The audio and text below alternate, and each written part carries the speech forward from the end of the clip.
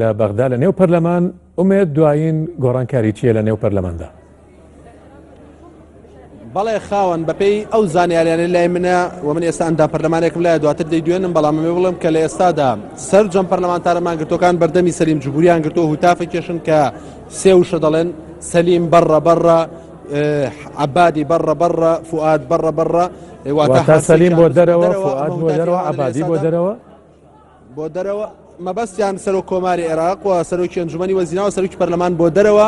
ئێوە شەرعیەتان نەماوە، ئەمە هوتافی ئەندام پەرلەمانەمان گرتوەکانە و دانیشتنەکە هەروە ماوەتەوە. من ئێستا ئەندامێکم لایە خۆی لە دانیشتنەکە پەرلەمانانی کە هوتاف دەکێت ڕێژەیان چەندە ئێستا ئومێد؟ بەڵێ من ئێستا ئەو پرسیارە لە بەختیار شاوێز ئەندامی فراکسیۆنی یەکی دەکەم کە بەر لە چەند خولەکێک لە دانیشتنەکە هاتەوە دەرەوە. دکتۆر لەناو دانیشتنەکە چی ئەگوت؟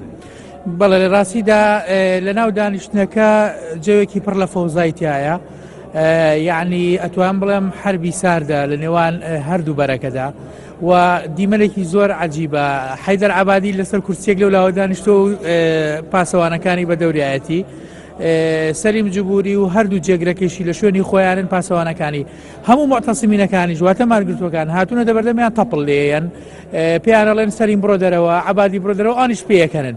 یعنی دکتۆر فوادی ژەڵێن بەزەو لەوێن نیە، بەڕاستی ئەوان خۆیان لەوێن ئەڵێن بڕۆ دەرەوە، ئەوانیش پێیان پێیەکەنن. نازانم دیمەنە تەسەورەکەم بەردەوام بێ، چووکە هەستانی سەلیم جوبوری لەوێ زۆر قورسە بێ لەسەری، تقریبان دە ڕۆژە ئەوڵەدا دانیشێ لەسەر و کورسیە بە دیمەنێکی تر. یعنی ئەگەر سەیری بکەین پێکەنی مۆزوعەکە بازەکە ئەوەنە کۆمیدیە ناویدان زۆر سەیرە. یعنی من تەسەورەکەم ئەو شتانەی کە بە زمانی دیبلۆماسی ئەوترێ ئێستا بە عەمەلی بینیمان، شەڕە بۆ کورسیەکە هەمویان ئەحمەد جوبوری و قوتەیبە جوبوری و کازم سەیادی و کۆمەڵێشتی تر کە ناویان مرۆشەح کردبوو بۆی بچنە شوێنەکەی کورسەکە، چوونەتە بەردەمی کورسیە لە هەستە سەلیم با ئێمە بچی ناوێ ڕێک وازە حەشتەکە.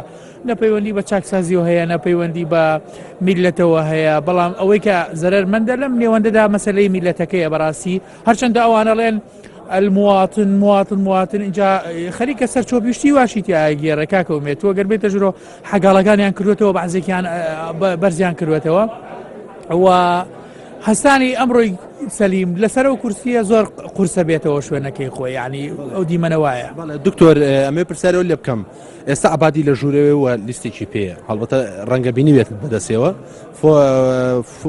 فۆرمێکی داخراوە، ئەو فۆرمە چاوەڕوانێتی ئەمڕۆ ئاشکرایی بکە، ینی بەم مۆزە ئێستا من ئەمەوێ ئەوەش بڵێم ڕێک دیمەنەکەتان بۆ بگوازمەوە. یعنی بەڕاستی ئێمە چوینە ژوورەوە تقریبا فترێکی ویست تا نیساب پیا بوو، لە 155 و 60 گیری خواردبوو، دوایی بوو بە 165 و جەلسەکە کرایەوە. کە جەلسەکە کرایەوە هەندێکیان هات نەژوورەوە لە جەماعەتی مانگرتوەکان بۆی تێکی بن.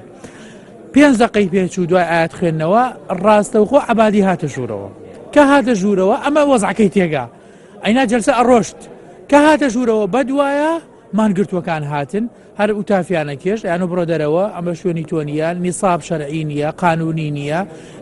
لەبەر ئەوە وەزعەکە چۆن جاری پێشووتر حەیدەر عەبادی تێکیدا کە هاتە ناو پەرلەمانەوە، ئەم جارە وای لێ هاتووە سەرۆک وەزیران کە هێتە ناو پەرلەمانەوە تێگەچێ.